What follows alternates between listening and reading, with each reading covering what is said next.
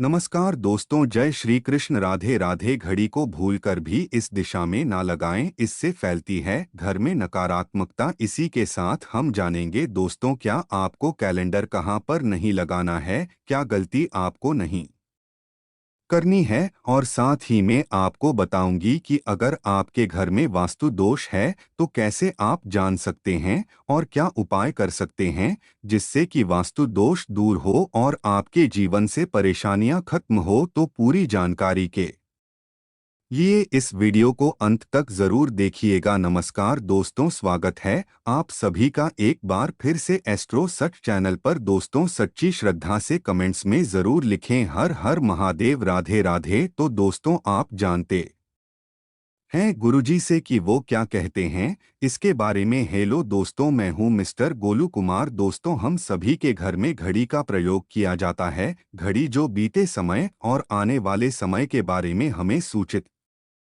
करती है। अगर हमारे जीवन पर सबसे ज्यादा किसी का प्रभाव पड़ता है तो वह है समय। हर किसी का समय एक जैसा नहीं होता। अच्छे और बुरे समय सभी के जीवन में आते रहते हैं। इस समय चक्र का चलना कायम ही रहता है। समय किसी के लिए नहीं रुकता। लेकिन अगर हम आपसे कहें कि आप अपने समय को अच्छा बनाने के लिए कुछ उपाय कर सकते हैं, जी हाँ, हम बात कर रही है घर में लगी घड़ी की, जिसे हम रोज निहारते हैं और कभी यह नहीं सोचा होगा कि यह घड़ी हमारा समय बदलने में और अच्छा समय लाने में मदद कर सकती है। दोस्तों, हम कई बार जीवन में छोटी छोटी चीजों को नजरअंदाज कर देते हैं, लेकिन वहीं कुछ चीजें हमारे भाग्य पर अच्छा बुरा प्रभाव डालती है।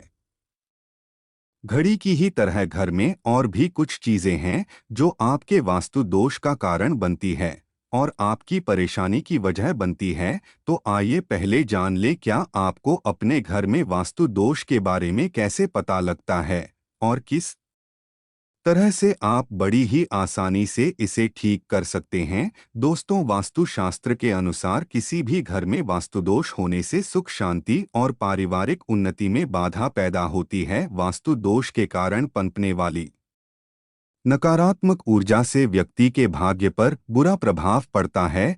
साथ ही घर के लोगों को कई प्रकार की परेशानियों का सामना करना पड़ता है। दोस्तों, शास्त्रों के अनुसार अगर हम ये छोटे मोटे उपाय कर लें तो अपने घर में नेगेटिव एनर्जी से छुटकारा पा सकते हैं। तो आइए जानते हैं, लेकिन उससे पहले दोस्त, आपसे रिक्वेस्ट है कि वीडियो को लाइक करें, अपने दोस्तों के साथ शेयर करें और अगर आपने अभी तक चैनल को सब्सक्राइब नहीं किया तो सब्सक्राइब करके बेल आइकन जरूर प्रेस कर ले। दोस्तों, नंबर 1, जीवन में तरक्की पाने के लिए रोज पहली रोटी गाय को दें, पीपल को जल चढ़ाएं और चींटियों को शक्कर मिला आटा दे। तांबे के लोटे में जल व लाल चंदन मिलाकर रात को अपने सर के पास रखकर सो जाएं। सुबह उस जल को तुलसी को चढ़ा दें। ऐसा करने से आपकी परेशानियां धीरे धीरे दूर हो जाएंगी। नंबर 2, वास्तु के मुताबिक अगर आपके घर में तिजोरी है और आप उसके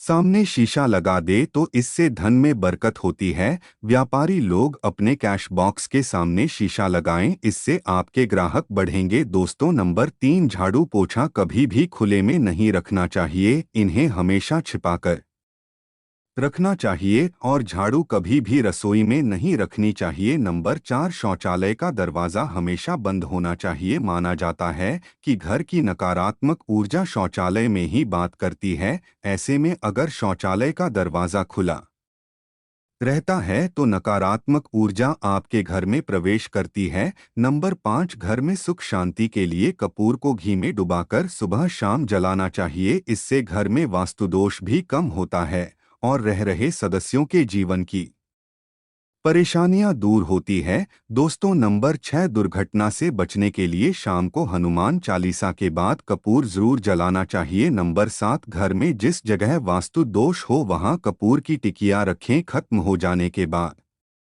वहां दोबारा इसे रखें। नंबर 8, सूर्य अस्त के बाद कभी भी किसी को दूध दही या प्यास नहीं देना चाहिए, यह भाग्य में बाधक भी बन सकता है। नंबर 9, घर के मुख्य द्वार पर कूड़ादान कभी भी न रखें। नंबर 10, घर में टूटा वह शीशा कभी भी नहीं होना चाहिए। नंबर 11, अच्छे भाग्य के लिए सुबह नहाते समय पानी में थोड़ा सा कपूर का तेल मिलाएं। शनिवार को चमेली का तेल भी मिला सकते हैं। नंबर 12, लक्ष्मी की कृपा पाने के लिए रोज रात को रसोई अच्छी तरह से साफ करके चांदी की कटोरी में कपूर और लौंग जलाए। यह प्रक्रिया रोज की जाए तो घर में बरकत बनी रहती है और मां लक्ष्मी जल्द ही ऐसे घर से आकर्षित होती हैं। ऐसे घरों से नकारात्मकता हमेशा दूर रहती है। दोस्तों, नंबर 13, घर के सोने वाले कमरे में पौधे नहीं लगाने चाहिए। इससे आपके ऊपर नकारात्मक प्रभाव हावी हो सकता है। नंबर 14, घर में पौधे लगाते समय पानी में सेंधा नमक डालें। सादे नमक कभी आप उपयोग कर सकते हैं, लेकिन दोस्तों ज्यादा फलदायी होता है। आपको शुभ फल जल्द ही प्राप्त होंगे। दोस्तों, घड़ी की सही दिशा आपके जीवन को भी सही रास्ता दिखाने में मदद कर सकती है। इसके अलावा कैलेंडर को किस जगह लगाना चाहिए और किस जगह पर नहीं, ये भी हम जानेंगे। सबसे पहली बात जिसकी हम बात करेंगे वो है दोस्तों घड़ी का आकार यानी घड़ी की से। दोस्तों, वास्तुशास्त्र के अनुसार गोलाकार की घड़ी या अंडाकार घड़ी सबसे उत्तम मानी जाती है। पर आजकल देखा जा रहा है कि बाजार में कई प्रकार की घड़ियां मौजूद है जिसमें घर के सदस्य या भगवान की तस्वीरें और फोटो भी लगी होती है। लेकिन दोस्तों, आपको बता दें कि घड़ी के साथ तस्वीरें लगाना बिल्कुल भी सही नहीं है। इससे आपके घर के सदस्यों के जीवन पर समय का प्रभाव देखने को मिल सकता है। और भगवान की तस्वीर घड़ी में बिल्कुल भी नहीं लगानी चाहिए, क्योंकि भगवान की तस्वीर को रोज धूप दीप अगरबत्ती और पूजन की आवश्यकता होती है और घड़ी तो कई महीनों तक धूल में पड़ी रहती है। इससे भगवान का अपमान होता है और यह शुभ नहीं माना जाता। हो सके तो घड़ी का आकार गोल और अंडाकार ही पसंद करें। घड़ी का गोल या अंडाकार गोना हमारी पृथ्वी के आकार को दर्शाता है। जो को और घड़ी में नुकीले कौन होते हैं और वास्तु के अनुसार नुकीली चीजें नकारात्मक ऊर्जा का संचार करती है। दोस्तों, अगली बार जिसका आपको ख्याल रखना है वह यह है कि घड़ी को स्वच्छ रखें, साफ सफाई का ध्यान रखें, धूल ना जमा होने दें और कहीं से भी घड़ी टूटी फूटी नहीं होनी चाहिए। दोस्तों, जैसा कि हम सभी चाहते हैं कि हमारे जीवन में सब अच्छा और बेहतर होता रहे, तो उसके लिए हम खुद को संवारे रखते हैं, नए कपड़े और नए आभूषण पहनते हैं। उसी प्रकार अपने घर की घड़ी को स्वच्छ और नए जैसा ही रखना चाहिए, यानी कहीं से भी टूटी फूटी नहीं होनी चाहिए। समय समय पर घड़ी पर चढ़ी धूल और जालों को साफ करते रहें, जिससे आपका भाग्य भी धुंधला नहीं पड़ेगा। दोस्तों, कई घरों में आदत होती है कि पुरानी गाड़ी को बनवाकर ही चलाते रहते हैं। एक जगह नई घड़ी आई तो पुरानी किसी और जगह लगा देते हैं। कृपया ध्यान रखें, घर में पुरानी या फिर टूटी हुई या धूल चढ़ी हुई और बंद गाड़ी तो बिल्कुल भी न रखें, क्योंकि इससे घर में नकारात्मकता और दरिद्रता का वास होने लगता है। बंद पड़ी घड़ी को घर में रखने से व्यक्ति के जीवन में नए अवसर नहीं आते और वो अपने कार्य में सफलता प्राप्त नहीं कर पाता। अगली बार जिसका आपको ध्यान रखना है वो है घड़ी की सही दिशा। घड़ी को कभी भी दक्षिण दिशा में नहीं लगाना चाहिए। दक्षिण दिशा यमलोक की दिशा मानी जाती है। काल का अंतिम चक्र यहीं से शुरू होता है। इसीलिए वास्तुशास्त्र में इस दिशा को घड़ी के लिए अशुभ माना गया है। घर में घड़ी को उत्तर दिशा, पूर्व दिशा या पश्चिम दिशा में लगा सकते हैं, लेकिन ध्यान रखें कि घड़ी को कभी भी मुख्य द्वार, कमरे के दरवाजे या आने जाने के लिए उपयोग किए जाने वाले दरवाजे के ऊपर कभी भी नहीं लगाना चाहिए। इससे समय का प्रभाव आपके आने जाने की गति और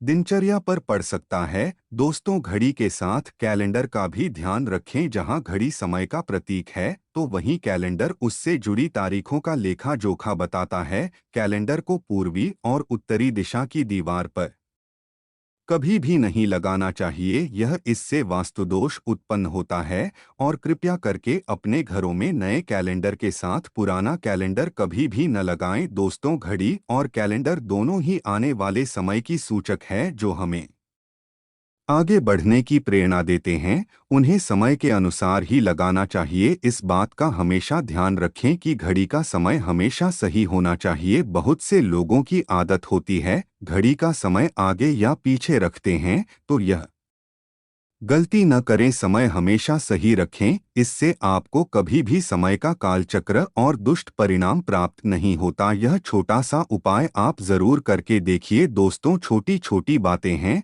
जिनका आपको ध्यान रखना है। दोस्तों, रखी हुई घड़ी और पुराना कैलेंडर आपके भाग्य को भी रुकावटों से भर देता है। इसीलिए वक्त के साथ आगे बढ़ते रहने के लिए घड़ी और कैलेंडर को बदलते रहिए। और कैलेंडर को कभी भी अपने सोने के कमरे में न लगाएं, न ही इसे कभी मुख्य द्वार पर टांगे। यह शुभ नहीं माना जाता। पुरानी घड़ी किसी को दान में देना शुभ माना जाता है। इससे आपके जीवन से बुरा समय निकल जाता है। इसीलिए अगर आपके घर में कोई पुरानी घड़ी है जो टूटी फूटी न हो और खराब न हो, तो वह आप किसी ज़रूरतमंद को दान में ज़रूर दें। तो दोस्तों, आपको ये वीडियो कैसा लगा हमें कमेंट में ज़रूर बताएं। इस वीडियो को लाइक करें, अपने दोस्तों के साथ शेयर करें और हमें सब्सक्राइब करना ना भूलें। जल्द मुलाकात होगी अगले वीडियो में। हर हर महादेव। राधे राधे। धन्यवाद।